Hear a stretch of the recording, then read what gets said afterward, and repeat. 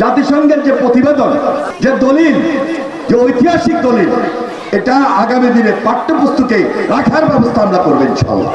সেই ফ্যাসিস্ট সরকার বাংলাদেশের মানবাধিকার লঙ্ঘন করেছে। তারা সরাসরি শেখ হাসিনার নির্দেশ দিয়ে এদেশের ছাত্র জনতাকে হত্যা করেছে এবং বাংলাদেশ সরকারের প্রতি তারা অনুরোধ করেছে জাতিসংঘ যে আন্তর্জাতিক অপরাধ যে ট্রাইব্যুনাল, যেটা বিশ্বে মামলা করার জন্য পরামর্শ দিয়েছে।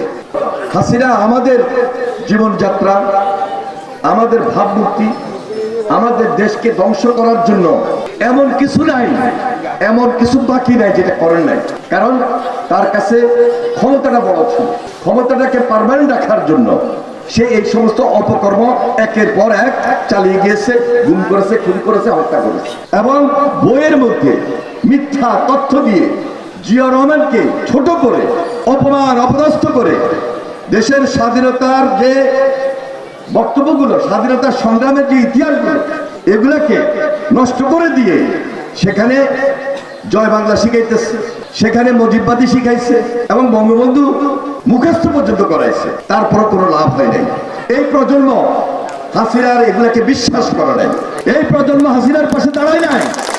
এই কারণে দাঁড়ায় নাই, তার অত্যাচার নির্যাতনের কারণে, তার গুমের কারণে, তার খুনের কারণে। তাহলে এই যে এখন জাতিসংঘ যে সিদ্ধান্তগুলো দিয়েছে, এটা একটা দালিলিক প্রমাণ। যে প্রতিবেদনটা দিয়েছে এটা দালিলিক প্রমাণ, এটা ঐতিহাসিক। এই দলিল সংরক্ষিত রাখতে হবে এবং এটা বাংলাদেশ সরকারের দায়িত্ব। এবং এই সরকারের কাছে আমি অনুরোধ করব, ভবিষ্যতে এই প্রজন্ম জানার জন্য, ভবিষ্যতে প্রজন্মের পর প্রজন্ম জানার জন্য যে পাঠ্যপুস্তক থাকবে, এই পাঠ্যপুস্তকের মধ্যে এই দলিল, এই প্রতিবেদন লিপিবদ্ধ করতে হবে। এটা প্রয়োজন, এটাই ঐতিহাসিক এবং এটা গুরুত্বপূর্ণ হিসাবে জাতির সামনে প্রমাণ হিসাবে থেকে যাবে। এটা আজকে আমরা এই সরকারের কাছে প্রত্যাশা করি, এটা আমাদের দাবি। যদি এই সরকার না করেন তাহলে ইনশাল্লাহ এই দেশে একটা নির্বাচন তো হবে। আমরা আশা করতেছি, প্রত্যাশা করতেছি খুব শীঘ্রই দেশে একটা স্বাভাবিক নিয়মে একটা সুন্দর নির্বাচন হবে, জনগণের সরকার প্রতিষ্ঠিত হবে এবং বাংলাদেশ জাতীয়তাবাদী দল এই সরকারের নেতৃত্ব দেবে ইনশাল্লাহ। তখন আজকে বলছি, এই অঙ্গীকার আপনাদের সামনে করছি, জাতিসংঘের যে প্রতিবেদন, যে দলিল, যে ঐতিহাসিক দলিল, এটা আগামী দিনে পাঠ্যপুস্তকে রাখার ব্যবস্থা আমরা করবো ইনশাল্লাহ।